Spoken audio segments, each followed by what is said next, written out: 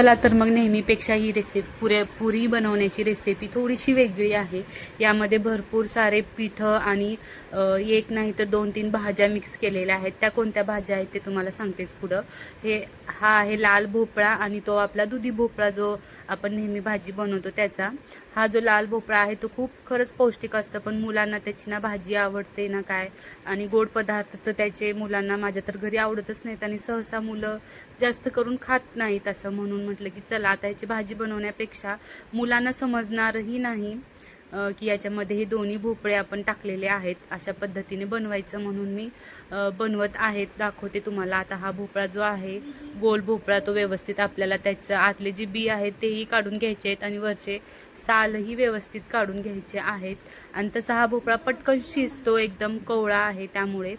आणि याला तर छोटे छोटे याचे पीस करून वरचं जे हा लाल भोपळा खूप म्हणजे बहुगुणी असा आहे, त्यामुळे याचं आपण वेगवेगळे पदार्थ बनवू शकतो. दोन्ही पण भोपळ्याची वरची साल काढून आपल्याला बारीक पीस करून घ्यायचे आहेत, पण हा भोपळा मी शिजवून घेणार आहे.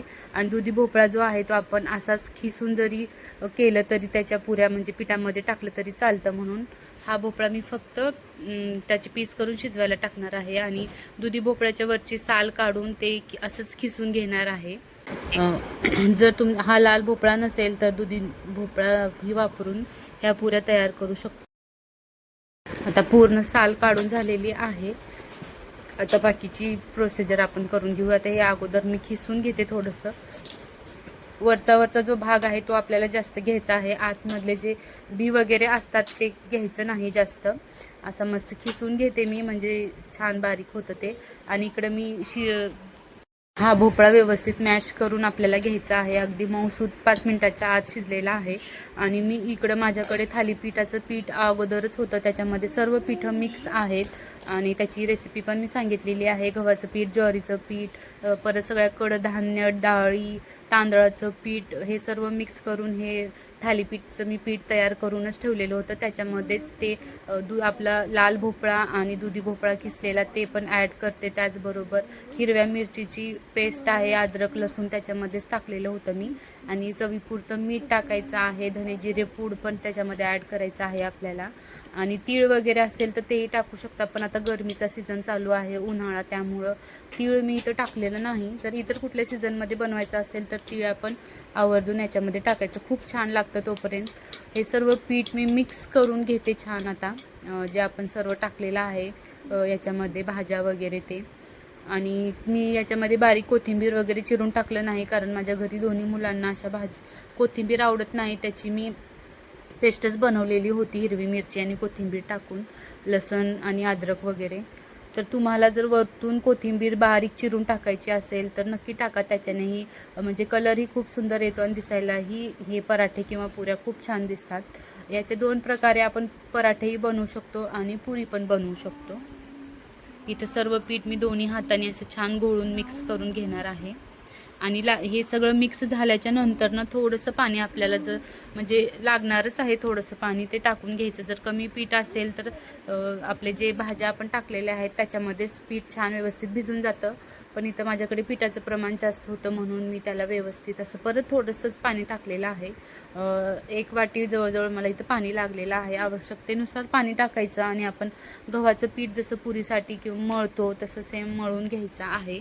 अगदी जास्त पातळही नाही आणि घट्टही नाही, असं मीडियम पीठ आपल्याला छान असं मळून घ्यायचं आहे. इकडं पीठ छान मळून घेतलेलं आहे. थोडंसं तेल लावून घेते आणि परत छान त्याला पीठ मळून घेते. जितकं म्हणजे पीठ मळलं जाईल तितकं पुऱ्याही छान मऊ होतात, म्हणून पीठ असं छान आपल्याला मळून घ्यायचं आहे. आणि मला जास्त पीठ किचन कट्ट्यावरच मळायची सवय आहे, त्याच्याने छान व्यवस्थित जोर लागतं. म्हणून आता इथं छोटे छोटे गोळे करून घ्यायचं आणि छान अशा पुऱ्या लाटून घ्यायच्या आहेत. याचे धपाटे किंवा आपण जे पराठे तेही खूप छान बनतात, तेही मी दाखवलेलं आहे. आता हे लाटून घेते छोट्या छोट्या पुऱ्या छान आणि मस्त तुम्हाला तळूनही दाखवते. पीठ छान मळल्यामुळं म्हणजे जास्त आपल्याला वरतून कोरडं पीठ लावायची गरज नाही. अशी इकडं मी पुऱ्या तयार करून ठेवत होते, तोपर्यंत मुलाला इथं छान गरमागरम त्याच पिठाच्या असे छान मी इकडं पराठे पण बनवून घेतलेले होते. म्हटलं तेही छान लागतील पुऱ्यासोबतच गरम गरम छान. सकाळी थोडंसं तेलकट खाण्यापेक्षा अशा पराठे पण खूप भारी लागले होते त्याचे, खरंच खूप छान लागले होते. म्हणून मी तर पराठे पण बनवलेले आहेत. एकाच पिठापासून खूप सारे पदार्थ इकडे बनतात आणि ते याच्यामध्ये भरपूर सारे भाज्या पण आहेत आणि त्याचबरोबर वेगवेगळ्या प्रकारचे कडधान्य पीठं पण मिक्स असल्यामुळे खूप पौष्टिक असा हा पराठा आणि पुऱ्या बनलेल्या आहेत. पाहू शकता अगदी एकदम छान असे इकडे तयार झालेले आहेत. चला तर मग मी आता इथं बाकीच्या पुऱ्या बनवून घेतलेल्या आहेत, ते गरम तेलामध्ये एक एक करून तळून घेऊ.